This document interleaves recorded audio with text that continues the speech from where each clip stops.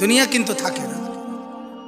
আজ রাত যার বাসর ঘর তারও ভোর হবে, আজ রাত যার জেলখানা ফাঁসির রাত তার রাতও কি হয়ে যাবে?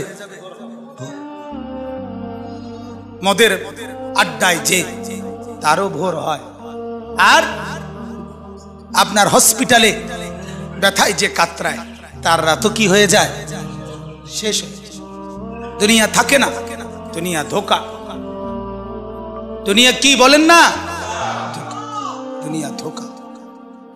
দুনিয়া বড় স্বার্থপর, কাউরে থাকতে দেয়, কাউরে কাউরে। বাপ আমার থাকতে চায়, থাকতে দেয়। আমার দাদাও থাকতে চাইছে, থাকতে দেয়। ধাক্কা দিয়া দিয়া ফেলাই দিছে। সুঠাম সুঠাম মানুষ, তাগড়া তাগড়া মানুষ, নওজোয়ানকে এক এক ধাক্কা দিয়া দিয়া দুনিয়া কবরে পাঠাই দিছে। যা, আল্লাহ তাআলা আমাদেরকে বুঝ দান করে। অতএব আমার ভাই, ফিকির মূলত ফিকির। আমরা মুসলমান, আমার কথা রাগ হইয়েন না, আমি আবেগে বলছি, মহব্বতে বলছি। যারা দাড়ি ক্লিন শেভ করেন, দাড়ি কাটেন, তাদের কাছে আমার অনুরোধ, আপনি আরেকবার ভাবেন কেন কাটতেছেন। আপনি যদি বলেন হুজুর এটা ছাড়া আর ওয়াজ নাই, না আছে, এইটাও একটা ওয়াজ, আরো আছে, আরো তো কইছি, এতক্ষণ কইছি না। তাহলে মূল ফিকির হলো মৃত্যু। তো বলতেছিলাম, ওই কথাটা শেষ হয় নাই।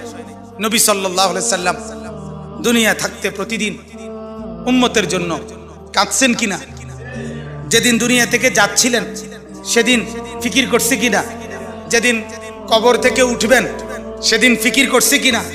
হাসরের ময়দানেও সমস্ত নবীরা, আদম থেকে ঈসা, সমস্ত আম্বিয়া, আউলিয়া, সাহাবা, সমস্ত মানুষ হাসরের ময়দানে জাহান্নামকে যখন আনবে, ওয়াজিআ ইয়াউমা ইদিম বিজাহান্নাম, আল্লাহ তাআলা কোরআনে বলছেন হাসরের ময়দানে ফেরেশতারা জাহান্নামকে টেনে হাসরের মাঠে নিয়ে আসবে।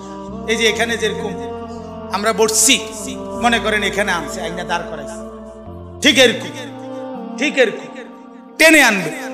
৭০,০০০ আগুনের শিকল দিয়া বেঁধে জাহান্নামকে আনা হবে। ৭০,০০০ আগুনের শিকল, এক একটা শিকলের মধ্যে ৭০,০০০ আংটা, ওই যে কড়া কড়া কড়ারি কড়া শিকল বানায় কি দিয়া? কড়া একটা একটা লাগাইয়া না, এক একটা শিকলে ৭০,০০০ কড়া, এক একটা কড়া ৭০,০০০ ফেরেশতা ধরবে।